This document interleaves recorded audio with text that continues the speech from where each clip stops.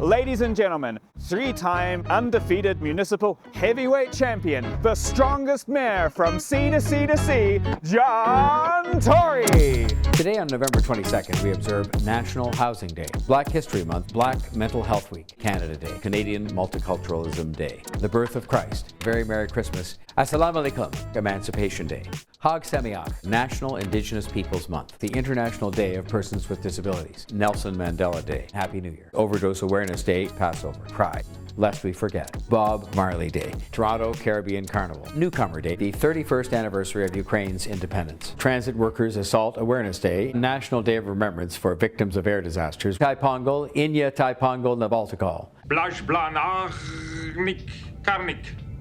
You have honored us with your words of greeting. While Ontario's Bill 23 drew the heat for development fees and environmental destruction, Bill 3 and 39 flew under the radar. These bills are the strong mayoring legislation. One gives Toronto's mayor the ability to make committees and appointments of important municipal roles like city manager without council approval. The other lets the mayor do things labelled a provincial priority, which currently means housing with the approval of only 8 of Toronto's 25 city councillors.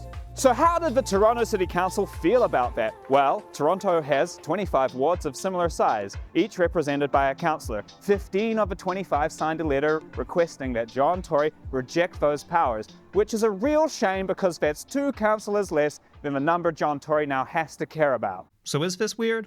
Some people think so. This bill will make Ontario an appalling first. No democratic government across North America makes rules using minority rule except for us. Cities in Canada are creatures of the province. We vote for provincial politicians who decide how much leash to give them and how they're run. Provincial governments do have the power to create, dissolve, empower, and remove powers from municipal governments. That's why you have provincial laws like the City of Toronto Act. Toronto is a city, not a city-state. That is just how the country is set up. So this seems like an unsurprising turn of events given the state of provincial politics that we live with, and I'm really looking forward to the people who have a huge issue with this showing up to support the proportional representation movement. Yeah. Okay, thank you. The thing that is weird is that this city, of all the cities, would end up with an empowered mayor. In 1998, modern Toronto was created by fusing together 6 different municipalities. But the city had a structural issue. Huge swaths of the suburbs were sucked into a supercity and created what is called the Yellow Belt, the area of detached single-family housing that even then was not the highest and best use for this increasingly valuable land. With 42% of housing being detached or semi-detached burbs and only 12% living in high-density 5 or more story apartments, the mayors were not exactly the urban type. Since this amalgamation, Toronto has experienced a parade of suburban selected mayors amusingly inflicted on Toronto's urban progressives by the Belters. The first man up was Mal Lastman. Welcome to the new city of Toronto! A furniture tycoon who started a chain of stores called Bad Boy Furniture. He was one of those mad mattress sellers from the era where craziness in retailers was just how it's done. Yeah, you just can't beat the mad butcher's meat. Here's an ad for his store where an unsettling Bill Clinton impersonator stares out the screen towards the viewer like an incarcerated psychopath who just saw you drop the soap. Or a president. He was a fun, yet very standard, car-friendly highway widener. Then, of course, there was Rob Ford, a crack-smoking, pussy-eating man of the people. Do I need to explain that? Watching his brother, who is now the premier, defend this globally famous gong show and attack the police chief investigating instead of getting his brother help pretty quickly explains why people find Doug Ford so deeply repulsive. We have the most political police chief I've ever seen. The police chief believes he's the judge, the jury, and the executioner. 4 hours later. Yes, I have smoked crack cocaine. People in Ontario would be right to ask, do we want to give the city a strong mayor based on its track record? Well, it was probably only possible because of the 2 scoops of vanilla that plopped down after Rob Ford. The Toronto establishment personified John Tory. He's a 3rd-generation lawyer, John Tory.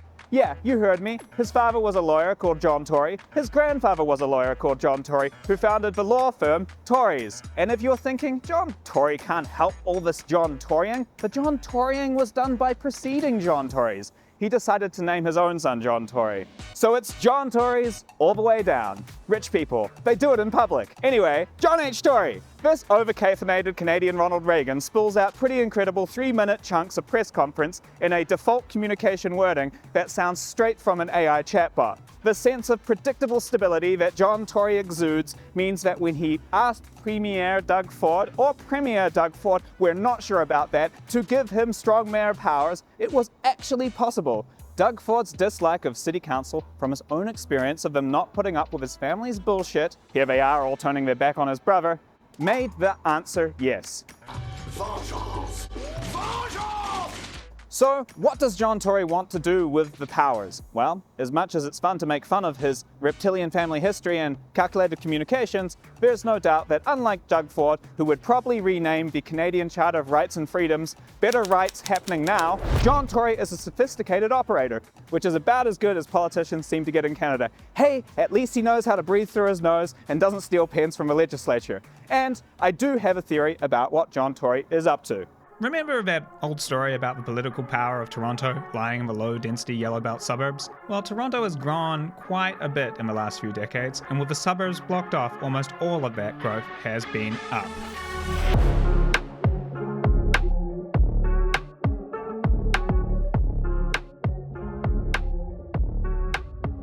At the start of the century, Toronto was a largely suburban city with 42% of housing being detached or semi-detached single-family homes, 46% in the medium densities like townhomes and smaller apartment buildings, and 12% living in high-rises over 5 floors. Fast forward to today, and the percentage of people living in high-rises over 5 floors has gone from 12 to 47%. In Toronto, in an effort to spare suburban neighbourhoods any development, very high-density dwelling has become very popular. It's inevitable when you have years like 2021, where the City of Toronto built 17,959 units and 16,912 of them were higher density apartments. But the thing with the mayoralty is, it's a citywide vote, a popularity contest, and the City of Toronto is now unlacing and putting the boot on the urban foot, starting with the mayor's office. Unlike suburbanites, high-density dwellers don't really care as much about knotting backyards they do not have. They also should actively want development elsewhere. Toronto is like many cities in that the suburbs don't pay their fair share. Suburban infrastructure costs have long been borne by higher density dwellers who subsidize their infrastructure and services. Not to mention, people in high density often have to live next to these construction sites. So with high density having a vested interest in seeing backyards built on, I think John Tory saw the way the winds were blowing and decided to tack hard in the other direction, to successfully navigate his mayoralty from the sea of suburban power to the new future where the political kingmakers live off king. The empowerment had its intended effect of supercharging a mayor who just campaigned hard on densification and won. A day after Bill 39 was passed, John Tory announced his plan, the sort of sweeping changes to the yellow belt that would have been unthinkable 20 years earlier. I explicitly said this was what I would do if I was re-elected. He requested city staff to write up a plan to legalize multiplexes on all residential lots in the city. The notion that we can stick with the status quo and have the choice between single-family homes and 50-story towers, exclusionary zoning and those kinds of things, those days are over. To meet or exceed the target of building 285,000 homes over the next decade. We need to stop doing what doesn't work. This is a pro-housing agenda. That's what we're doing. This is huge, and there was no easy coalition of councillors to stop him. Unlike the mayoralty, the council is more of a messy democratic tapestry, with many of those councillors still overseeing wards as steadfastly suburban as they were in Mel Lastman's day. Toronto represents a trend seen across many cities that have been making a concerted effort to reduce sprawl, and have seen high density move up from 20 to 30 to even 40% of housing. Toronto used to have a downtown filled with car parks like Hamilton.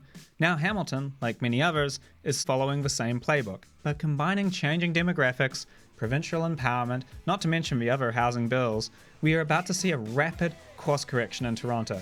The yellow belt, which has strangled the city for decades, is being broken by the high-rise condos its stubbornness created. But the problem of high house prices will persist because surrounding Toronto is Yellow Belt, the next generation. The regional municipalities of Durham, York, Halton and Peel boldly sprawl where no density has gone before. In handing strong mayor powers to John Tory, the provincial government played into the naive infatuation that many Conservatives seem to have these days with these strongman saviour types, where a person who is strong will put things back and fix everything, like the problem doesn't stem from an uninformed populace.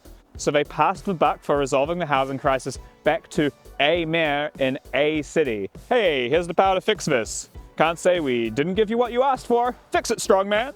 But a city by itself can't fix this crisis, and John Tory is only really as strong as his voters will allow him to be. Which was rapidly demonstrated when just a month into his exciting pro-housing agenda, an affair with a staffer put voter support of John Tory's mayoralty into question, and he resigned shortly after. This immediately demonstrates the weakness of the strong mayor strategy. It's still a democracy, and his successor didn't need to have housing as a priority. And no matter who steps into that role, there is also no way that Toronto alone can solve this crisis. The City of Toronto has already been building far more than its share of housing as allocated in the Regional Growth Plan. Housing the millions of new Ontarians is a problem much larger than a strong mayor can fix. The province is the only one that can make the real reforms across all cities to build medium density, to grow the blue-collar professions, and to help finance projects. Don't get me wrong, every house in Toronto will help. But if we're going to see housing return to being a more mundane part of life in Canada, we don't need strong mayors. We need strong premiers.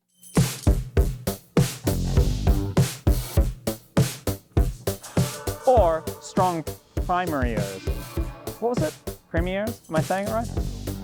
Premiers. It's like pre. My favorite example is to stand right today at Broadview and Danforth and look east. And how much do you see that is more than 2 stories? The answer is next to nothing. And that is a scandal. That is a scandal because we invested in the transit what today would be billions of dollars. And it wasn't just so people could get faster into work from Kennedy Station down to downtown. There are lots of newcomers who, when they talk about coming to Canada, they want to come to Toronto. Tens of thousands of them are coming. And we welcome that. It's been a blessing that this city's had over time, but they need a place to live. We have a duty to current and future residents to distribute growth more equitably and to ensure that we create walkable and complete neighborhoods.